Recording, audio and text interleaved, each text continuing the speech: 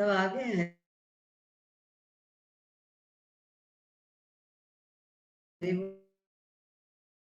हरे कृष्णा।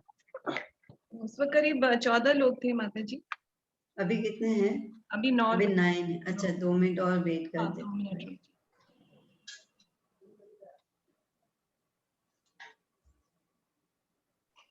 माता जी तब तक शंकर प्रभु पूछ रहे थे कल की एकादशी के बारे में। हाँ अच्छा अच्छा, उनको मतलब क्या क्या प्रश्न है? प्रभु क्या जानना चाह रहे थे आप? कल का एकादशी का महत्व क्या है माता जी, यही पूछ। अच्छा अपरा एकादशी। अच्छा तो वो तो एक बड़ी स्टोरी है, अगर टाइम मिलेगा तो अंत में हम पढ़ सकते हैं। ओके ओके माता जी।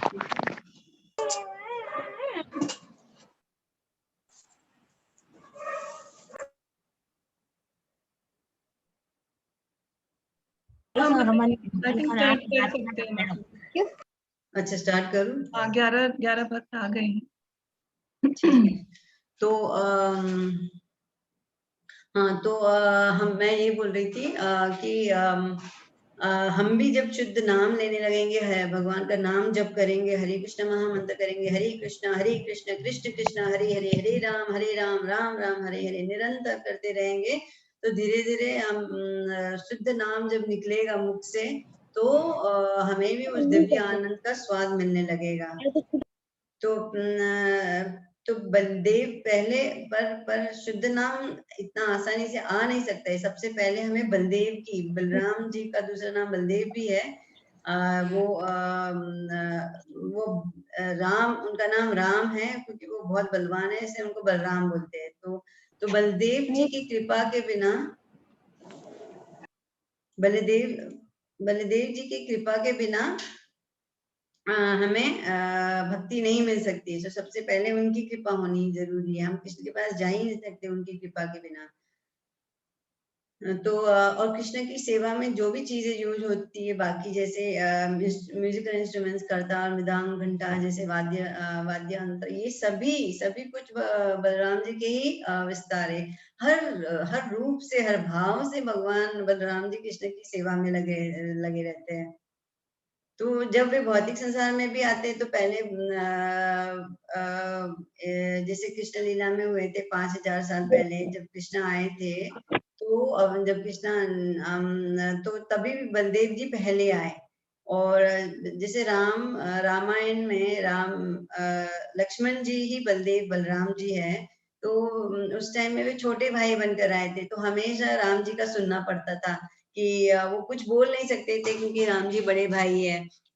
जैसे बहुत सारी ऐसी सिचुएशन आई थी कि सीता को जंगल छोड़कर आने का था, तो उन्हें बहुत बुरा लग रहा था, फिर भी वो राम जी को कुछ बोल नहीं पाते थे। तो इसलिए उन्होंने सोचा अभी कृष्ण लीला में तो मैं बड़ा भाई बनकर आऊंगा। तो वो पहले वे अवतरित हुए, वे आए, फिर बाद में ही कृष्ण आए। तो बलदेव और कृष्ण में इतना अच्छा घनिष्ठ संबंध है। तो बलदेव जी देवकी के गर्भ से रोहिणी के गर्भ में स्थानांतरित कर दिया गया था उनको, इसलिए उन्हें संकर्षण भी कहा जाता है। अब जैसे मैंने बताया था, राम उनका नाम है और उनकी बहुत शक्तिशाली असाधारण शक्ति के कारण उन्हें बलदेव कहते हैं। बलदेव जी की जो इटर्नल गौड़ीय संप्रदाय में बलदेव जी का जो इटर्नल शाश्वत आयु 16 वर्ष का माना जाता है। जैसे कृष्ण में 15 वर्ष और 2 महीने और 15 दिन ऐसा है, तो बलदेव जी 16 वर्ष के हैं, मतलब कृष्ण से बड़े हैं। और उनका रंग जो है सफेद कलर का है, वो नीले वस्त्र पहनते हैं, फूलों की माला, वन के फूलों की माला पहनते हैं, उनके बाल जो है चोटी बनाया हुआ होता है, उनकी बालियां बहुत सुंदर बालियां पहनते हैं, सुशोभित है उनकी कान बालियों से। फिर गर्दन में फूलों की माला और गहने होते हैं, और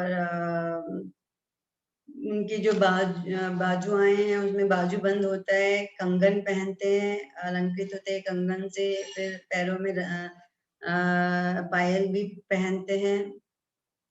तो उनकी सुंदरता, जैसे कृष्ण सबसे सुंदर है वैसे भी वो बहुत मतलब बहुत ही सुंदर है देखने में। और कस्तूरी तिलक लगाते हैं सिर पर, फिर गुंजा माला भी पहनते हैं और उनकी आवाज बहुत गंभीर है। उनकी भुजाएं बहुत लंबी है जो नी तक जांघों तक छू जाते हैं। तो बलराम के रूप की महिमा जैसे यहाँ बताया गया है, बलराम के रूप की महिमा अनंत चंद्रमाओं को ग्रहण करती है, चमकते चंद्रमा को ग्रहण करती है। मतलब इतने ब्यूटीफुल लगते हैं वे अपने अलंकार में। एक्चुअली अलंकार उन्हें सुशोभित नहीं करते, वे अलंकार को सुशोभित करते हैं। तो और उनकी शक्ति इतनी है कि दूर दूर से राक्षस थोड़ी सी गंध से ही वे डर जाते हैं और नष्ट हो जाते हैं। तो जो भी है वे कृष्ण के बड़े भाई है, तो हमेशा उनको एक वात्सल्य भाव रहता है। वो हमेशा कृष्ण की रक्षा करने के लिए हमेशा तैयार रहते हैं। वह जंगल में भी अकेले नहीं छोड़ते हैं। पर सिर्फ वात्सल्य भाव ही नहीं, और वे उनसे एक सखा भाव में भी रहते हैं। वे अपने बलराम जी कृष्ण से सबसे प्रिय मित्र हैं। तो वे हर भाव में उनकी सेवा करते हैं। वात्सल्य भाव हो गया, सखा भाव हो गया, फिर शांत भाव में तो मैंने बता दिया कि चामर, मृदंग, करताल, ये सब चीज विस्तार, ये सब बलराम जी का ही विस्तार है। फिर दास्य भाव में भी वे उनकी सेवा करते हैं, जैसे शेषनाग हो गए। और फिर अनंत शेष, फिर और श्रृंगार माधुर्य भाव में भी वे उनकी सेवा करते हैं। वे ही अनंग मंजरी रूप लेते हैं, राधा रानी की छोटी बहन, और उनकी सेवा करते हैं माधुर्य भाव में भी। तो मतलब हर हर भाव में, हर रूप में, हर तरीके से जैसे भी हो वे बलराम की सेवा में ही लगे रहते हैं। उनका और कुछ है ही नहीं, मतलब बस भगवान को संतुष्ट करना, भगवान की सेवा करना, उसी में उनको आनंद मिलता है। तो भगवान बलराम की कुछ खास लीलाएं, कृष्ण अवतार, कृष्ण की लीलाओं के साथ में कुछ और खास लीलाएं बताना चाहती हूँ। जैसे कि बलराम जी ने एक राक्षस असुर, धेनुकासुर का वध किया था। तो धेनुका जो था एक गधा का रूप का दानव था। तो गधा कैसा होता है, मूर्ख होता है, अज्ञान होता है। तो उनका वध करके, धेनुका का वध करके बलराम जी यहाँ यह सिखाना चाहते हैं कि मैं भी जो भक्ति में आता है तो तुम्हारी अज्ञानता का वध कर देता हूँ मैं करके। तो स्टोरी ऐसी होती है कि जब कृष्ण और बलराम जी खेल रहे थे अपने सखाओं के साथ, तो अचानक सखाओं ने कहा कि हमें बहुत भूख लगी है, और यहाँ पर कुछ तो एक नजदीक में एक तालवान करके जगह है, वहां पर बहुत सुंदर, बहुत बहुत मीठे मीठे फल होते सुना है। उनका देखो सुगंध यहाँ तक आ रहा है, चलो वहां आज जाते हैं और वहां पर खाते हैं। पर वहां पर एक धेनुकासुर नाम का असुर रहता है, वो उस जंगल की तालवान की रक्षा करता है। तो पर डरने का क्या है, जब कृष्ण और बलराम है, तो ऐसा श्री रामा बोलता है उनका सखा। तो ये सब लोग तालवान जाते हैं, और तालवान में जाकर बलराम जी जोर जोर से वो पेड़ ताल के फल मिलते हैं वहां पर, वो हिलाने लगते हैं, तो सारे पक्के पक्के ताल फूस नीचे गिर जाते हैं। तो अभी वो हिलने का आवाज, फूस गिरने का आवाज सुनकर वो धेनुकासुर दौड़ कर आ जाता है, वही रक्षा कर रहा था तालवान का। तो वो बलराम जी पर अटैक करता है। बलराम जी उनका पैर पकड़कर घुमाते, गोल गोल गोल गोल, और फेंक देते हैं। तो इस तरीके से उन्होंने वध किया। फिर बाकी जो धेनुकासुर के बाकी असुर भी थे वही रूप में, सभी का उन्होंने विनाश किया, हमें सभी को नष्ट कर दिया। तो ये थे बलराम जी का धेनुकासुर वध। फिर बलराम जी ने प्रलंबासुर का भी वध किया। तो प्रलंबासुर जो है, ये क्या होता है कि जब कृष्ण और बलराम अपने सखाओं के साथ खेल रहे थे, तो प्रलंबासुर एक गोप का रूप लेता है, जैसे उनका ही फ्रेंड हो वैसे ही एक ग्वाल बाल का रूप लेता है, और उनके खेल के बीच में चला जाता है। अब खेल खेल रहे थे, ऐसा दो टीम था, टग ऑफ वॉर बोलते हैं ना, दो टीम था, एक टीम में कृष्णा, एक टीम में बलराम। और ऐसा था कि जो हारेगा वो जो विनिंग टीम है, जो जीतने वाला टीम है, उसके सदस्यों को अपने पीठ पर उठाकर घुमाएगा। तो अब ये कृष्ण की टीम में चला जाता है। अब कृष्ण का टीम हार जाता है, प्रलंबासुर कृष्ण की टीम में ग्वाल बाल बनकर घुस गया और कृष्ण का टीम हार गया। तो अब कृष्ण जी श्री दामा को अपने पीठ पर घुमाते हैं। यह देखकर प्रलंबासुर बलराम को बोलता है तुम मेरे पीठ पर चढ़ जाओ, क्योंकि वो हार गया था। तो बलराम जी उसके पीठ पर चढ़ जाते हैं। अब थोड़ा दूर आगे बलराम जी को वो लेकर जाता है प्रलंबासुर, तो अपना असली रूप दिखा देता है असुर का, बड़ा हो जाता है। तो और फिर बलराम जी समझ में आ जाता है उनको, तो उन्होंने उनका वो एक भूखा दिया उसको और वहीं पर गिरा दिया। तो इस तरह मतलब खेल खेल में उन्होंने ब्रह्मासुर का वध किया। और तो ब्रह्मासुर तो ये हर हर असुरों का, जितने भी असुरों का वध किया है इन लीलाओं में भगवान ने, एक्चुअली हम उसको सब सिखाने के लिए किया है, कुछ शिक्षा मिलती है हर असुरों के वध से। तो यहाँ पर प्रलंबासुर का वध करके हमें ये बताना चाहते हैं कि वासना, जो काम वासना है, ऑपोजिट सेक्स की चाहत हो गया, और फिर साथ साथ लाभ की उपेक्षा, आराधना की इच्छा, उपेक्षा नहीं, इच्छा, लाभ की इच्छा, आराधना, पूजा पूजा प्रसिद्धि की इच्छा, ये सब चीज हमारी भक्ति के लिए अच्छी नहीं है। तो इनका वध करना ही ठीक है। इसीलिए और प्रलंबासुर का वध करके हमें ये सिखा रहे हैं, गुरु तत्व है कि मैं, जब तुम भक्ति में आओगे तो ये तुम्हारी जो इच्छाएं है धीरे धीरे अपने आप नष्ट हो जाएगी, उनका भी मैं वध कर दूंगा। फिर बलराम की हमेशा कृष्ण महिमा गाते रहते हैं। फिर बलराम लीला में ऐसा भी आता है कि एक बार यमुना देवी को वो दंड करते हैं। वे बलराम जी अपने बलराम जी यमुना के पास आते और यमुना से कुछ रास्ता मांगते हैं, कुछ तो होता है, तो वे सुना अनसुना कर देती, इसलिए यमुना जी को दंड करते हैं। फिर कौरव महाभारत में भी आता है कि जैसे कौरवों ने जब सांबा को किडनैप कर लिया था, कब्जा कर लिया था, तो तभी भी बलराम ने उनको दंड दिया था। फिर बलराम की विवाह रेवती और वरुण से होता है। और महाभारत में भी बलराम जी दुर्योधन और भीष्म सब बलराम जी को उन्होंने शिक्षा दी थी युद्ध की, मतलब वो गदा से लड़ने की, सॉरी उसकी हाँ। तो जब फाइनल युद्ध में दुर्योधन को छल से मारा जाता है, मतलब जांग में मारते हैं, तो भगवान क्रोधित हो जाते बलराम जी पर कृष्ण की बात मान लेते, कृष्ण उन्हें समझाते हैं। तो मतलब वो हर चीज में कृष्ण के साथ ही रहते हैं। तो इस तरह से फिर ये भी आता है श्रीमद् भागवतम में कि एक बार रोमहर्षण जो कथा कर रहा था भागवत, मतलब वो भी सब ऋषियों के साथ में बैठकर व्यासासन में बैठकर कथा कर रहा था। तो बलराम जी वहां पहुंचते हैं, तो वो रोमहर्षण उठते, सभी ऋषियों ने तो उनको प्रणाम किया, पर रोमहर्षण ने उनको प्रणाम नहीं किया उठकर। तो ये देखकर बलराम जी क्रोधित करते और एक छोटा सा तिनका लेकर उसको मार देते हैं। तो पर जो भी है, भगवान किसी का वध करते हैं तो उनकी अच्छे के लिए ही करते हैं, उनकी प्रगति होती है। तो इस तरीके से हम देखते हैं कि बलराम जी कृष्ण की हर तरीके से सेवा करते हैं, सेवा भाव में लगे रहते हैं। तो वे बलराम जी कृष्ण के हमेशा शाश्वत सखा है। वे राम लक्ष्मण के रूप में आए थे राम जी की लीला में, फिर चैतन्य महाप्रभु की लीला में नित्यानंद प्रभु के रूप में आए।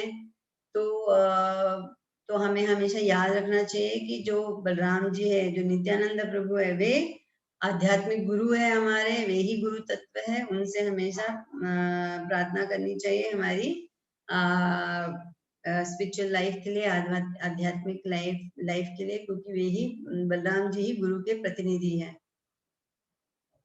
तो ये यहीं पर मैं विराम देती हूँ बलराम जी की कथा को। फिर हम आगे बढ़ते हैं। 9वां अवतार भगवान का बुद्ध अवतार है। निंदसि यज्ञ विदेरः श्रुति जातम सदय हृदय दर्शित पशुघातम केशव धीता बुद्ध शरीर जय जगदीश हरे। हे केशव, यज्ञों में पशु बलि का निंदा करने वाले, सभी जीवों पर करुणा करने वाले दयालु हृदय प्रभु, बुद्ध अवतार धारण करने वाले, हे जगदीश तुम्हारी जय हो। तो जैसे कि भगवत गीता में कहा गया ना कि भगवान कब अवतरित लेते हैं, जब भी अधार्मिक व्यवहार असहनीय हो जाता है, अधर्म ज्यादा बढ़ जाता है, तो भगवान शिक्षा देने के लिए, सुधार करने के लिए आते हैं। तो बुद्ध के रूप में भी जब क्या हुआ कि उस टाइम में ब्राह्मण जो थे यज्ञ कर रहे थे और यज्ञ में बहुत बलिदान कर रहे थे जानवरों का। और कलयुग में यज्ञ करना नहीं कहा गया है। कलयुग के लिए यज्ञ मतलब सिर्फ हरिनाम कीर्तन ही यज्ञ है। बाकी यज्ञ में आजकल के ब्राह्मणों में वो क्षमता ही नहीं है, उनको मंत्र भी बोलना बरोबर नहीं आता है। बहुत सारे रूल्स एंड रेगुलेशंस है जो फॉलो करने पड़ते हैं यज्ञ में। तो वे पहले तो ऐसा था कि यज्ञ करते थे तो मंत्र की शक्ति टेस्ट करते थे, और जो जानवर को बलि दिया जाता था वो वापस से यौवन होकर आता था, या फिर उसको हायर स्पिरिचुअल एवोल्यूशन होता था, उसका हायर डेस्टिनेशन मिलता था उसको। पर अभी ऐसा नहीं है, आजकल के ब्राह्मणों में वो शक्ति नहीं है, तो यज्ञ मना किया गया था, पर वो ब्राह्मण लोग यज्ञ में बलि करके वही मांस खा रहे थे। तो इसीलिए भगवान बुद्ध आए वो रोकने के लिए। तो श्रीमद् भागवत में 1.3.24 में ये आता है श्लोक, अतः कलौ संप्रवृत्ते सम्मोहाय सुरदृशाम बुद्धो नाम्ना अंजनसूता किक्कतेषु भविष्यति। मतलब कलयुग की शुरुआत में भगवान बुद्ध के रूप में अंजना के पुत्र गया प्रांत में प्रकट होंगे, केवल उन लोगों को भ्रमित करने के उद्देश्य से जो आस्तिकों से ईर्ष्या करते हैं। तो किक्कतेशु नाम की जगह में, जहां आजकल अभी गया बोलते हैं किक्कतेशु, और अंजना नाम के इससे के पुत्र होंगे।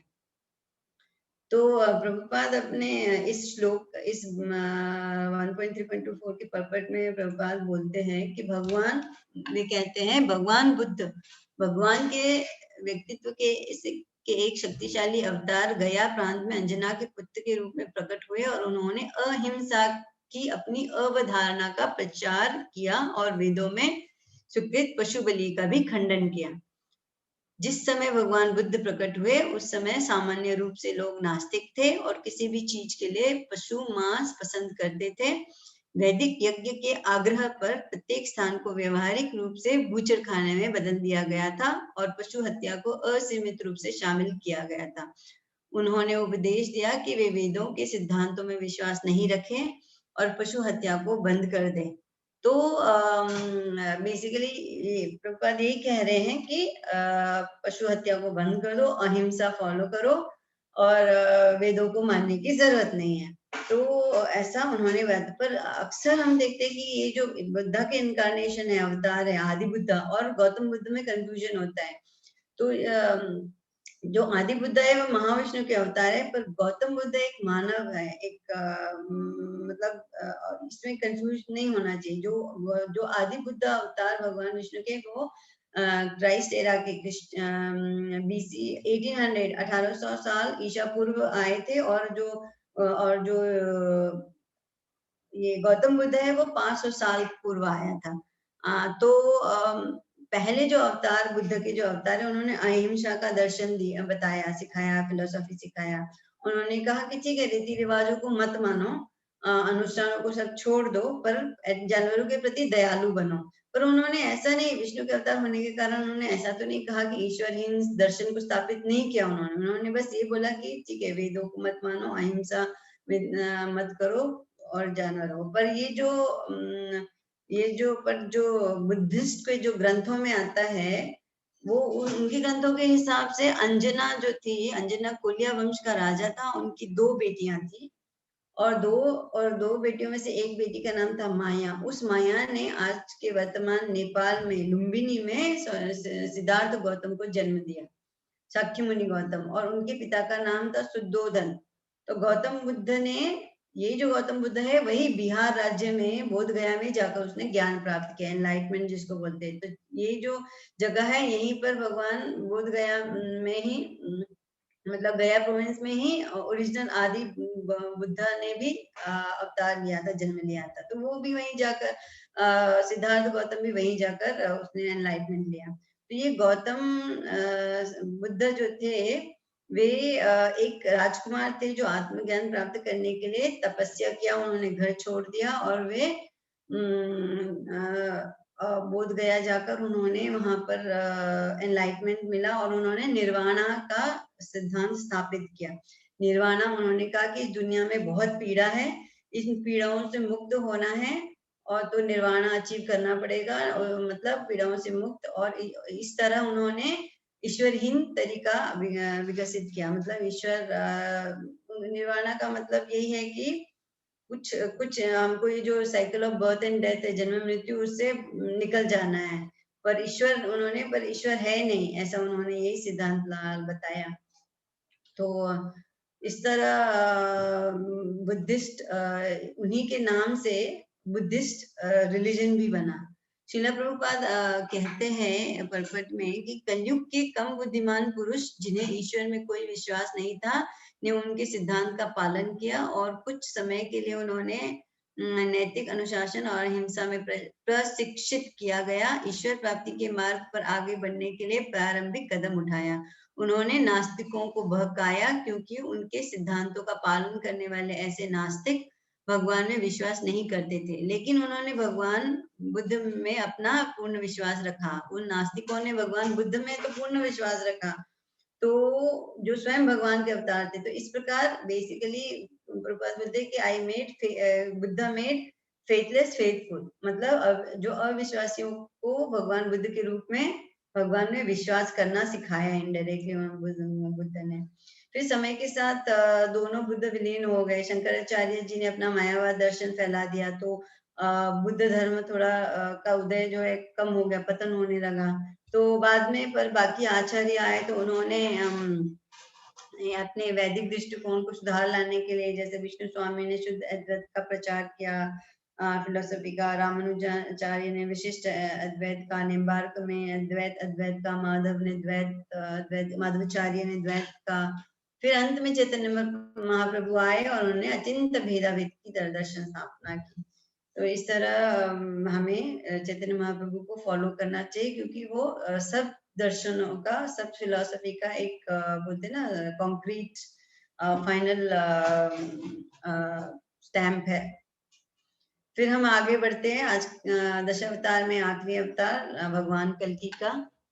म्लेच्छ निवह निधने कलयसि करवालम धूमकेतुमिव किमपि करालम केशवधृत कल्कि शरीर जय जगदीश हरे। अर्थ है, म्लेच्छों का विनाश करने के लिए भयंकर तलवार लिए हुए धूमकेतु के समान प्रतीत होने वाले हे केशव, कल्कि शरीर अवतार में हे जगदीश आपकी जय हो। तो जब दो युगों का संयोजन होता है, संध्या पर सृष्टि के भगवान कल्कि अवतार अपना जन्म लेंगे और विष्णु यश नाम के एक ब्राह्मण के पुत्र बनेंगे। यह श्रीमद् भागवतम 1.3.25 में बताया गया है। तो अब कलयुग का जब अंत होगा और सतयुग आने वाला होगा, तब भगवान अवतार लेंगे।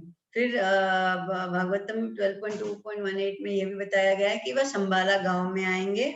और 2.7.38 में यह बताया गया है भागवतम में कि कलयुग के अंत में जब भगवान के विषय पर कोई विषय मौजूद नहीं है, यहाँ तक कि तथाकथित संतों और 3 उच्च वर्णों के सम्मानित सज्जनों के निवास पर भी जब सरकार की शक्ति को स्थानांतरित कर दिया जाता है और निचले शूद्र वर्ग या उनसे कम के मंत्रियों के हाथ, और जब बलिदान की तकनीकों के बारे में कुछ भी नहीं जाना जाता है, तब भगवान सर्वोच्च दंडक के रूप में प्रकट होंगे। ऐसा श्रीमद् भागवत 2.7.38 में आया है।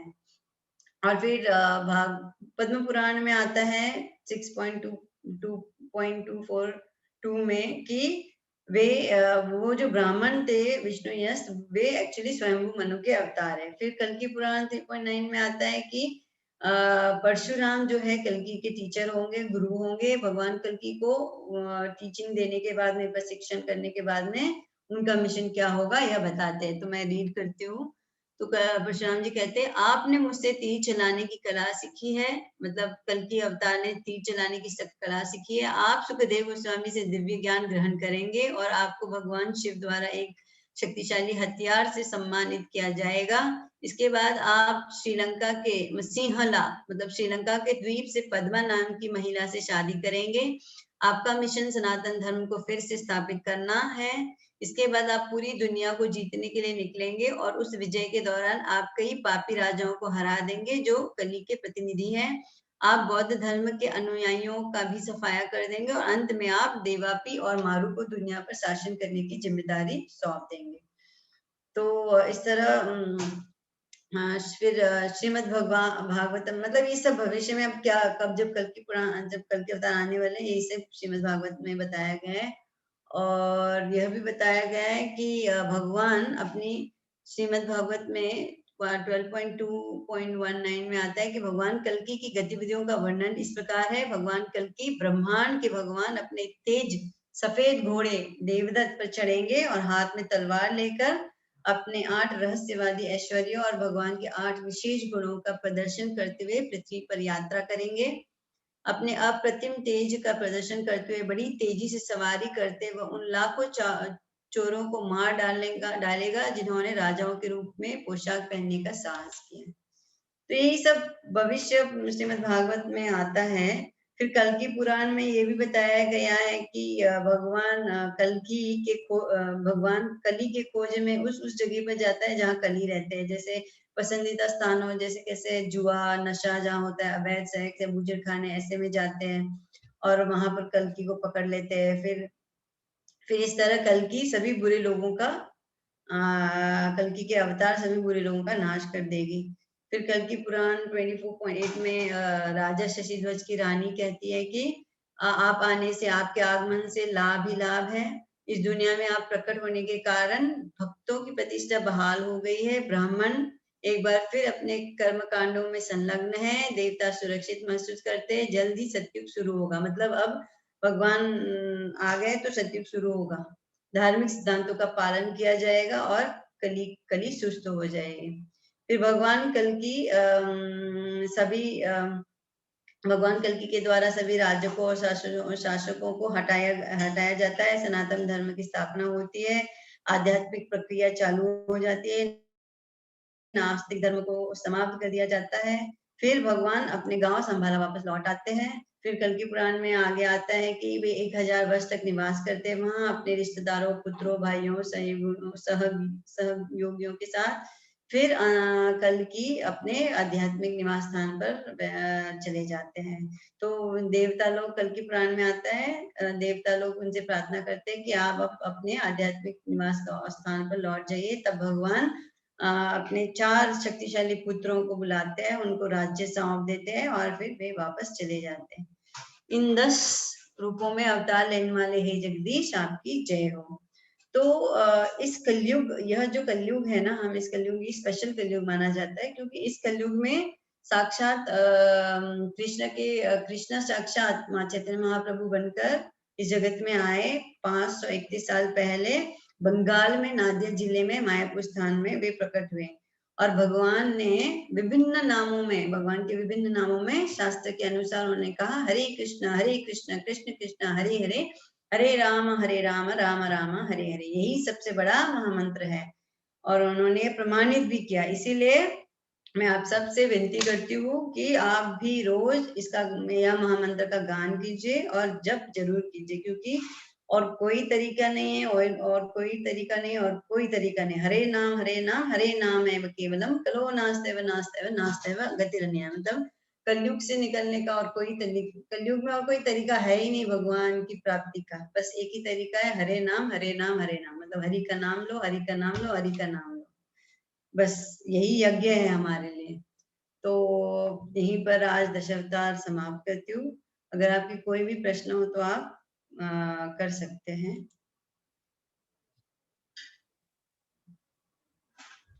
हमारे पास 10 मिनट होगा। हरे कृष्णा माता जी। हरे कृष्णा।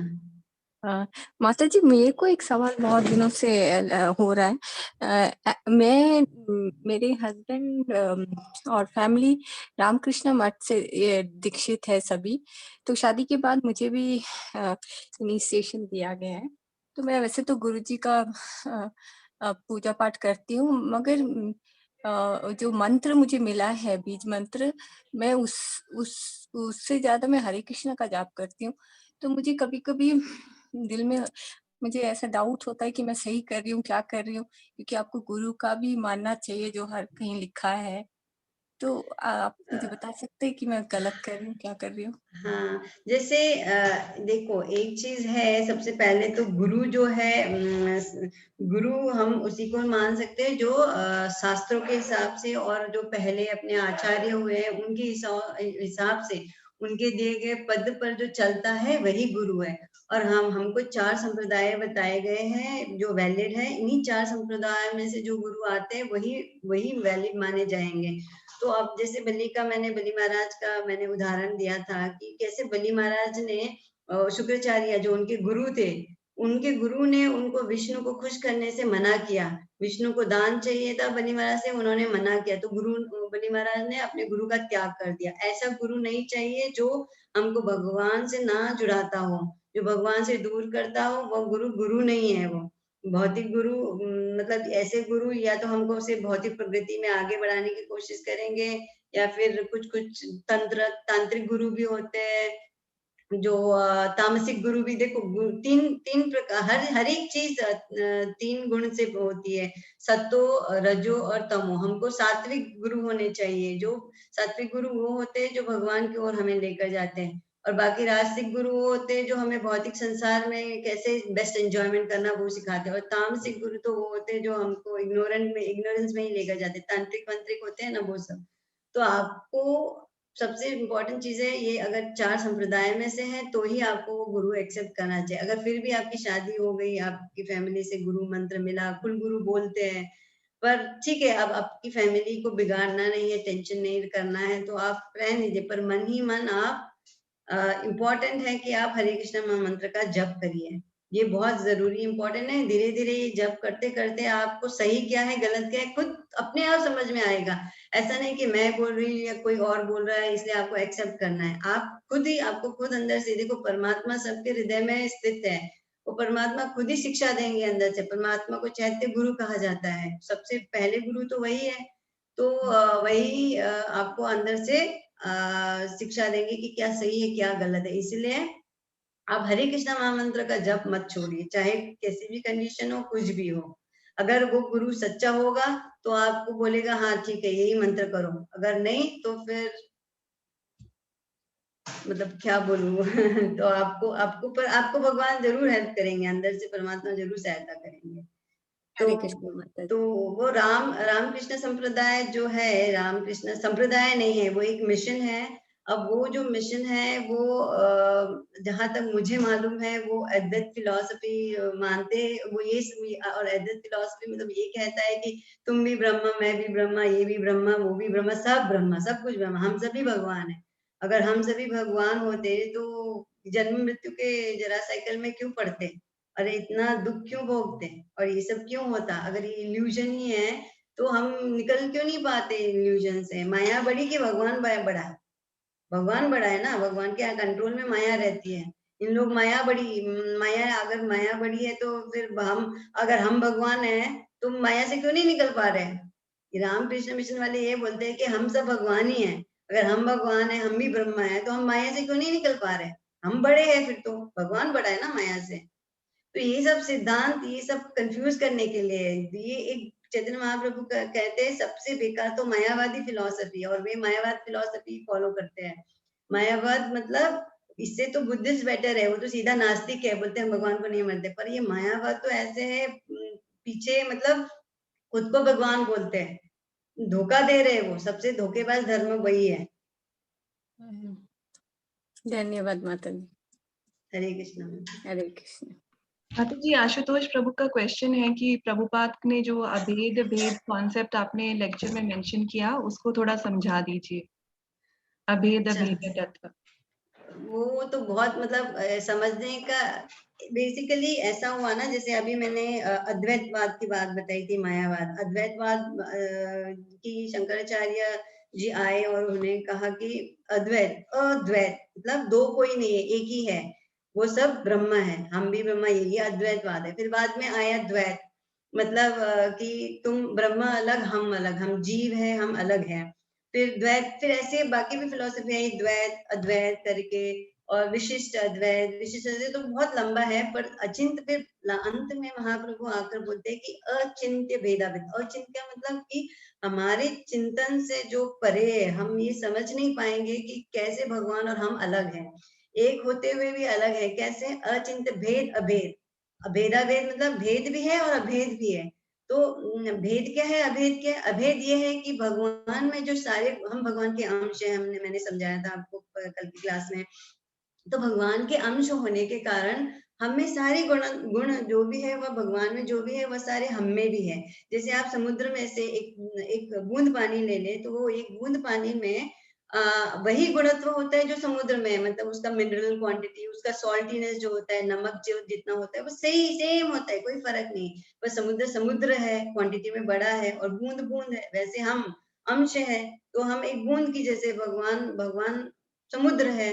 तो गुणत्वा में तो हम सेम है पर क्वांटिटी में कम है।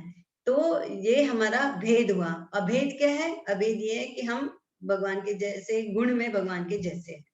तो इसीलिए इसको, इस तत्व को अचिंत्य भेदा भेद कहा गया है। समझ में आया प्रभु कुछ? ये बहुत, मतलब ये पढ़ने के लिए, थ्योरी समझने के लिए 1 घंटा भी कम पड़ता है, पर शॉर्ट में क्योंकि टाइम नहीं है तो। हरे कृष्ण माता जी। जी, सोल एंड सुपर सोल में क्या डिफरेंस है?